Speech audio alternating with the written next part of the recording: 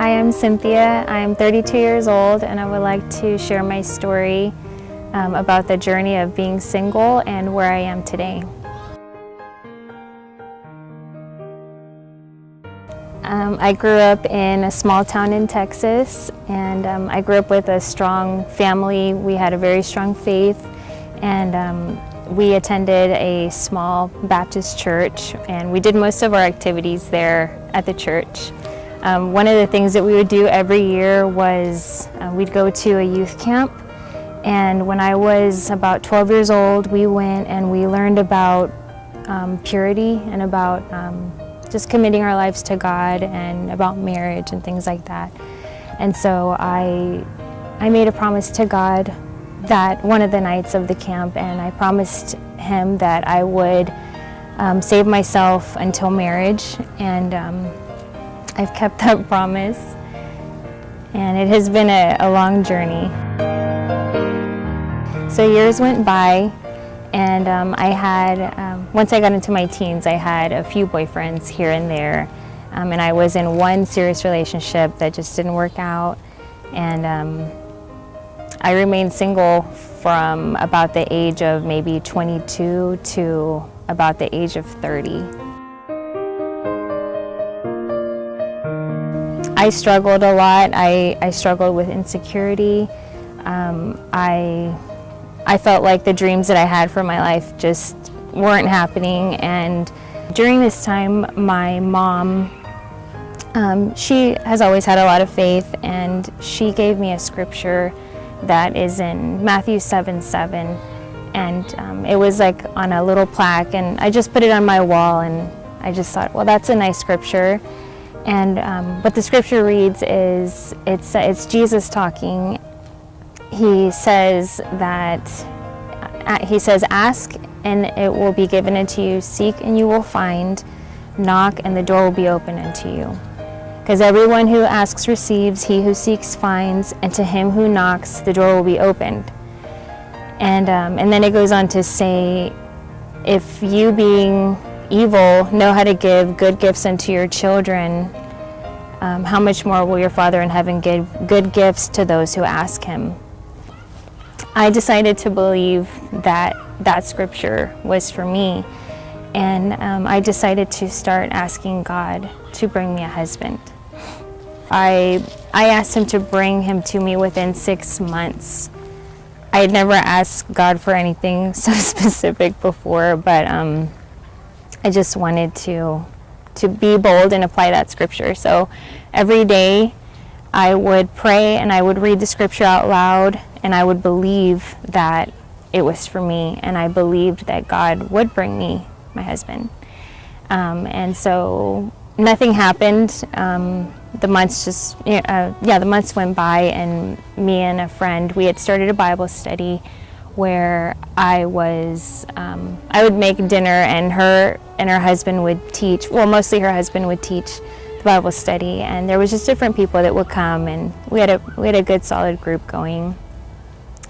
And one day, it was like towards the end of the 6 months, a young man showed up. His name was Christopher Lopez.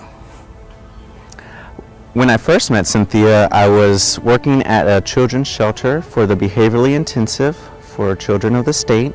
I was a cabin parent for 10 children and part of a team, a family that cared for 80. And it was a very rewarding job, but also very demanding and very, very draining, physically, emotionally, mentally, spiritually. However, I was devoted to it, and I loved the nature of the work, and I would pour every drop of energy, of care into it. So much so that I found myself losing touch with friends and family. I was so exhausted at the end of the day sometimes, and I would just need all my free time to recuperate, to rest, and gain my energy back up for the next day. My friend Mike Flores, he kept tugging at me, kept inviting me to go out, and I missed a few, but he was very persistent, and I'm very grateful for that.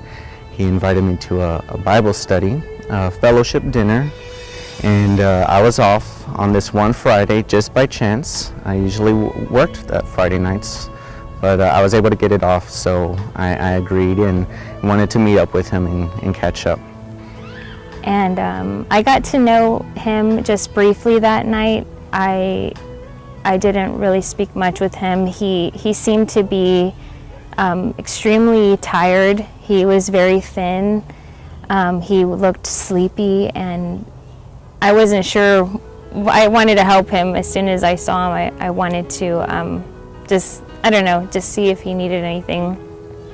And it was there at this Bible study that I met Cynthia, and we saw each other. We met. We were happy to see each other. Happy to always meet new people, new friends. But it really didn't click. It wasn't love at first sight right away. However, we did exchange information. I eventually got to know Christopher a little bit more, and I loved his heart for the broken, and he also loves the Lord as well, and so that I found that to be pretty amazing. So later on, we got to talk a little bit more, and went on our first date, and he just was so sweet and such a nice, treated me so well. And but once more, due to the nature of job, it seemed that our dates were sporadic at first. It was 2 to 3 weeks in between each date, and I was very exhausted most of the time. The next day, dinner and a movie, and a few weeks later, just over simple dinner. But it was on our 4th date that afterwards, after dinner, I talked with her. While we had been on 4 dates, we had also been texting and calling each other in between the dates. And I asked her, we're talking to each other, correct? Yes. And what was the next step? I've never been a big fan of dating. Boyfriend, girlfriend. What does that entail? Where's that going? So I talked with her about this, that can we continue to see each other, but no more dates, rather that we're both on the same page of courting, that I would like to court her. He wanted to court right away. I wasn't sure what that meant. I had to remember from being in like Bible school or just learning different terms that courting means that basically you date to marry. You don't just date different people just to have a good time. You're actually looking for a husband or a wife. We started courting, and I quickly knew that he was amazing, that I want to be with him, and it's just beautiful continuing to know her and finding the little things out about her, discovering her personality over the past year. I'm very happy that I did wait and believe, and that I prayed and I asked God to bring this to me. There's a scripture that says that you have not because you ask not, and so I think it's true. It is true. Please visit our website, favorablejourney.com.